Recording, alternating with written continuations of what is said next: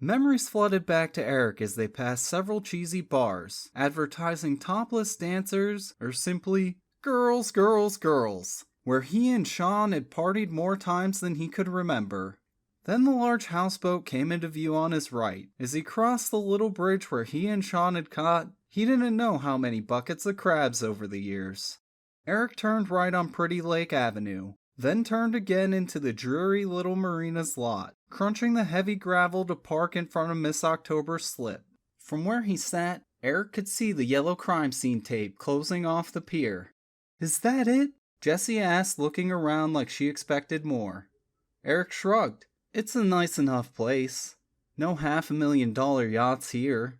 It's a working man's place. Nice, basic, not too fancy, and not nearly as costly as some of the chic marinas around the resort areas. Plus, Sean was stationed over there." Eric tossed his head in the general direction of the amphib base across the small inlet.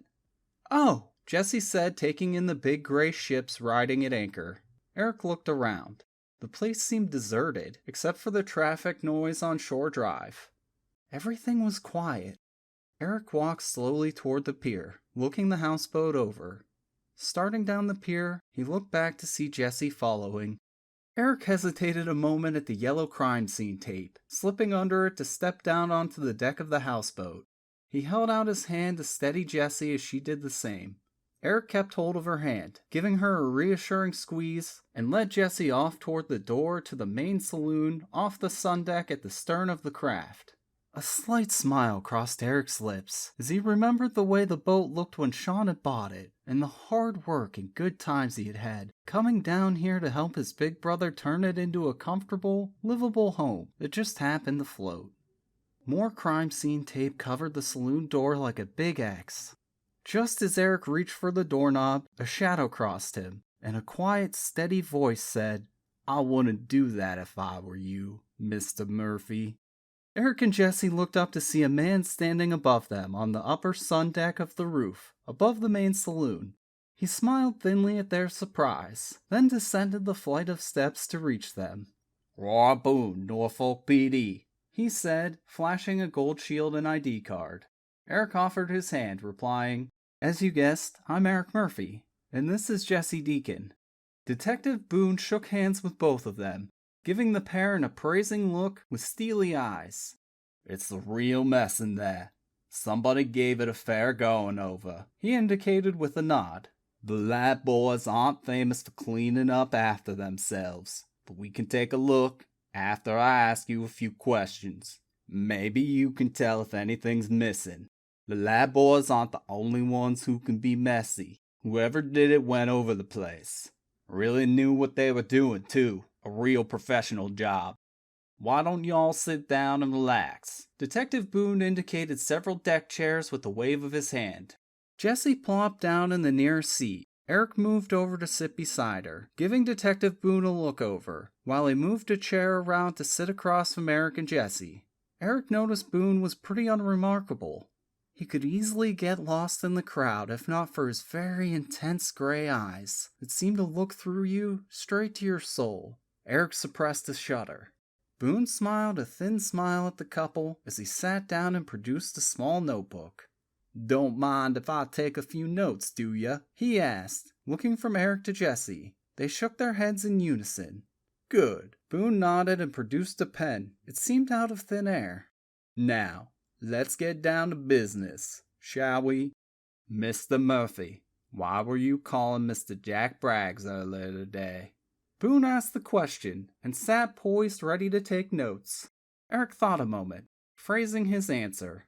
"Well, he's a friend of the family, so to speak. He was one of my brother's best friends, and he had been up to help my brother work on a house he was restoring.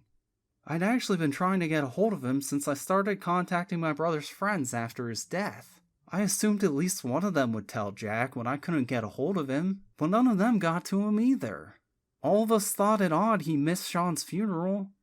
I guess it makes sense now, though." Boone scribbled furiously, trying to keep up with Eric's long answer. "When exactly are we talking about, Mr. Murphy? Your brother's death, I mean," Boone asked, looking Eric directly in the eye. Eric held his harsh stare for a moment, then looked down at the deck answering. Late Thursday night, early Friday morning? I don't know exactly, they never said. They being who? Boone asked with raised eyebrows. They being the Fauquier County Sheriff's Department, Eric answered, impatience showing in his voice. Boone flipped back a couple pages in his notebook. Ah, Sheriff Connolly, correct? Both Eric and Jesse nodded. Yeah, I talked to him a little while ago. Arrogant bastard, ain't he? Boone drawled, smiling thinly. If you talked to him, why the game of 20 questions? Eric asked, raising his voice, his irritation coming to the surface. Boone waited a moment before replying, his thin smile firmly in place. Call it a test, Mr. Murphy, to see if you were straight and narrow. Not to mention the sheriff wasn't exactly real cooperative. Kept ranting about his jurisdiction, and he knew his job even if he wasn't a big city cop. What do you mean, detective? Jesse asked, speaking for the first time. Well, Miss Deacon, two friends murdered within hours of each other is an awful big coincidence, wouldn't you say? Especially when they were seen together no less than, say 5 or 6 hours before the incident. Both Eric and Jesse registered their surprise, but Jesse spoke first. That's odd. Mr. Braggs left Palm Sunday. Said he had to get back to check in a boat that was coming into the yard. Said it was right up Sean's alley. When did he come back?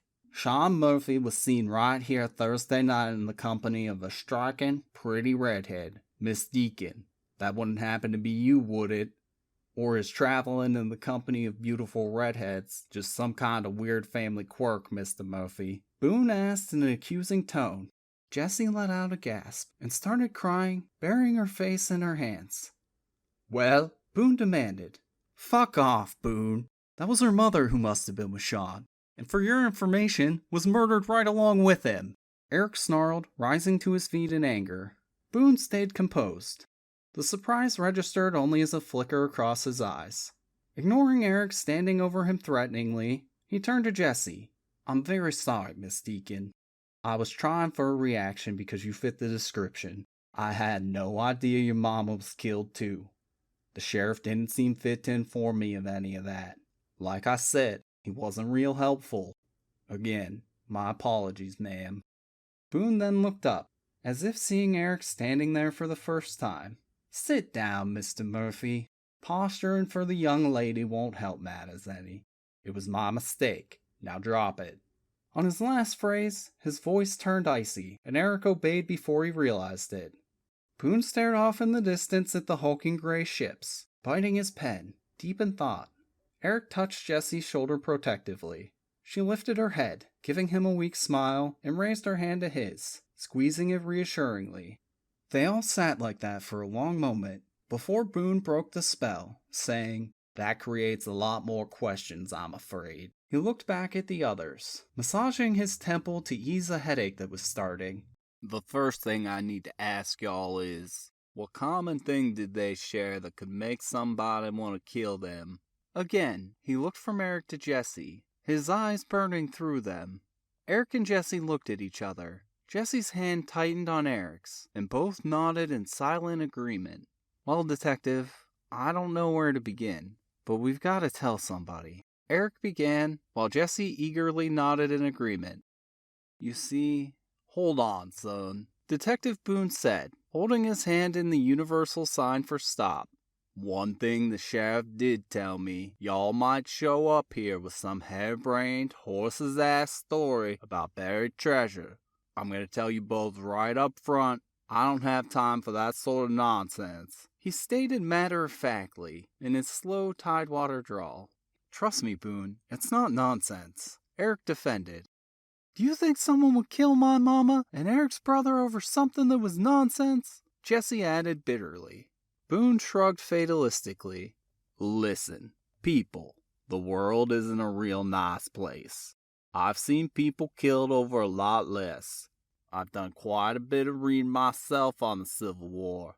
Do y'all have any idea how many different stories there are about vast fortunes and buried treasure hidden in the South? Well, do ya? He chuckled. What makes you think there's any truth to yours? Don't you think 3 murders are reason enough to at least listen? Jesse shot back. bitter sarcasm dripping off each word. "Now see here, young lady," Boone ordered. "No, you see here," Jessie countered. "I've had enough of this," Eric interrupted, standing again. He looked down, looking at Detective Boone right in the eye. "You want proof? I'll give you proof," Eric challenged, turning and stepping off the boat to head down the pier. "No, Eric, don't," Jessie warned, trying to stop him, but he was halfway to the car. "Where the hell is he headed?" the baffled detective asked. Jessie sat there, biting her nails, and answered wearily, "You wanted proof. I think he's gonna give it to you." They sat there in silence for a few minutes, with only traffic noise and the gull squawking. Then they finally heard Eric's footsteps on the planking. "Listen, Murphy, I don't care what you think." Boone was cut off mid-sentence as Eric stepped onto the houseboat and unceremoniously tossed the bar of gold bullion at Boone's feet. It landed with a heavy thunk, gouging the deck and chipping the paint, coming to a rest at Boone's right foot. "What the hell?" Boone started, only to stop himself mid-sentence as he realized what he was looking at. He just stared, with his mouth hanging low in surprise. "What the... Where did you... Is that real?" he stammered, reaching out slowly, looking almost afraid to touch the shimmering bar at his feet. He hefted the bar, inspecting it carefully. "Fascinating, isn't it?" Eric offered, looking at Boone with arched brows that dared the detective to argue further. "Sure is heavy, ain't it?" the detective observed. "Goddamn, boy, where in the hell did you get this?" he asked earnestly, indicating the bar in his hands. Eric smiled a thin smile, savoring the moment. "That came out of the house my brother was restoring, along with directions of where to find more of the same," Eric said, all but saying, "I told you so." "Now, Detective Boone, what was it you were saying earlier about harebrained horse's ass stories?" Jessie gloated with a smirk. "Did y'all show this to the sheriff?" Detective Boone asked, his voice turning serious again as he recovered from his shock. Jessie bit her lip, shaking her head no. Eric just crossed his arms and stared down at the deck. "Do you two realize just how serious it is to withhold evidence in a murder investigation?" Boone asked, looking from one to the other. "No, but..." Jessie started, but was immediately cut off by the veteran cop. "No buts, missy. This is serious. Y'all could both go to jail, you hear?" Boone lectured. "Oh, get off it, Boone," Eric retorted. "You yourself said the sheriff thought our story was harebrained, and he knows everything. Except about that." Eric indicated the bar of bullion Boone still held. Detective Boone tossed the heavy bar at Eric's feet, making both Eric and Jessie jump. "That's a pretty convincing argument, as you so aptly showed me, Murphy," Boone said, getting to his feet and staring Eric in the eye. Eric broke eye contact first, stooping to retrieve the bar and place it on a small table next to his seat as he sat down next to Jessie again. "God, I could use a drink," Boone stated, and he began to pace the deck. "There's a fridge in the cabinet next to the door," Eric directed. "Sean always left it stocked with beer. Might be some in there." Detective Boone checked the cabinet. Sure enough, there was an under-the-counter refrigerator, like the ones you see behind a bar. He opened the door, and was surprised to see it stocked full with red and white cans of Budweiser. "How about you two?" he asked, removing 3 cans before both Eric and Jessie replied in unison. Boone handed the ice-cold cans around, and returned to his seat. He popped his top, and took a deep drink. "Oh, I needed that," he said, wiping some foam from his mouth.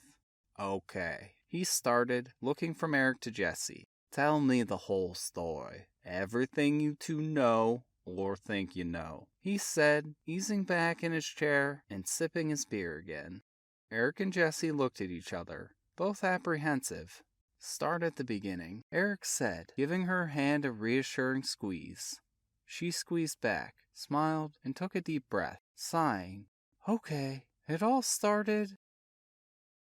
An hour and 3 beers apiece later, they all sat in silence in the gathering dusk, staring at the bar of bullion still sitting on the table. Eric had just finished his part of the tale, leaving out only the part about the briefcase and the extra $1 million. That's the damnedest story I ever did hear, Boone said, draining his beer. Either you two ought to be writing movies out in Hollywood, or you're in way over your head. Considering who you're dealing with, that is, presuming you're guessing right, there are a couple things that bother me. They're good suspects, mind you, Boone said, holding up a hand to quiet Eric, who was about to protest. But y'all are kinda putting all your eggs in one basket, if y'all get my meaning, which is why y'all should have leveled with the sheriff. Told him just what you told me. You two follow through with this scheme, y'all are just as likely to end up like your mama, your brother, and old Mr. Braggs. Boone finished, and he began rubbing his temple, as if everything he had just learned had given him a headache. Frustrated, Eric stood up and began pacing. Jessie bowed her head and hugged her arms to herself. "I say, Eric," Boone began and paused. "May I call you Eric? After our conversation the last hour or so, Mr. Murphy seems too formal. Don't you agree?" "Yeah, sure. Okay," Eric replied, still pacing the deck. "You can call me Jessie as well, Detective. I'm sorry, I forgot your first name." "Roy, ma'am. I mean Jessie. Call me Roy, please." He turned his attention back to Eric. "Eric, I simply have to ask you one question, and I don't want you taking this the wrong way," Boone said, trying to drop his interrogator tone and talk casually. "Okay, shoot," Eric replied, still pacing. "In all respect to your brother, his demise has made you very fortunate. You've collected quite an estate, money, a home, and a boat." He gestured around them. "Yeah, so? What's your point? You getting ready to accuse me of something?" Eric stopped pacing and faced Detective Boone. "No, not at all. That was another thing the sheriff did mention, was that you checked out solid. My point is this. You've just had a very tragic event happen with the loss of your brother, but being his heir, you've also had a terrific windfall. Y'all both have some grieving to do, and y'all make a nice-looking couple. Why don't y'all relax? Tell the sheriff what's what, and get on with your lives. Let us cops worry about the mess." Boone finished speaking, rose, looked Eric in the eye, and offered his hand. "That's the better judgment side of me speaking. But, since it's out of my jurisdiction, good luck. If y'all come across any info that helps my case down here, I'd appreciate a call." He handed Eric his card and turned to leave, but turned back. "Just two more things. One, watch the girl. She's the only one left alive who uncovered this. I don't think that's your biggest worry, but it bears watching. Preliminary reports show Jack Braggs' heart just gave out due to the truth drugs he was pumped full of. That makes it sound like your security company. I'll look into that on this end. Thanks. Second thing is, if you know any of your brother's close friends in the teams, give them a call. See if they'll help you out. Then y'all won't be so outclassed. Good luck, and stay in touch." He stepped off the boat and headed up the pier. He called over his shoulder, "Watch your back, and check out everything. Don't put all your eggs in the same basket, you hear?" Eric and Jessie stood and watched him leave. They stood there, not saying anything until Boone had crossed the parking lot and gotten into an old Chevy sedan parked up by the marina office. "What do you think he meant by that?" Jessie asked, coming to stand by Eric and resting her head on his shoulder. "That's his way of saying be careful," Eric answered, putting his arm around her. "Eric, I'm scared." She turned to him, then threw both her arms around him, hugging him fiercely. "It's okay. We're gonna make it," he soothed, embracing her just as fiercely. As Eric held Jessie tight, he inhaled the sweet honeysuckle scent of her hair. He breathed deeply, savoring her scent and the way she felt in his arms. Almost unconsciously, he kissed her ear once, then twice. His next kiss brushed her cheek as she turned her head, lifting her face to his. Their lips met. The kiss was long and hungry, each savoring the moment.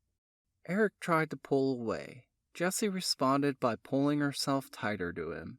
He reluctantly pulled free, then took her by the hand and led her into the main saloon, neither noticing the overturned furniture as they added their clothes to the debris-strewn floor.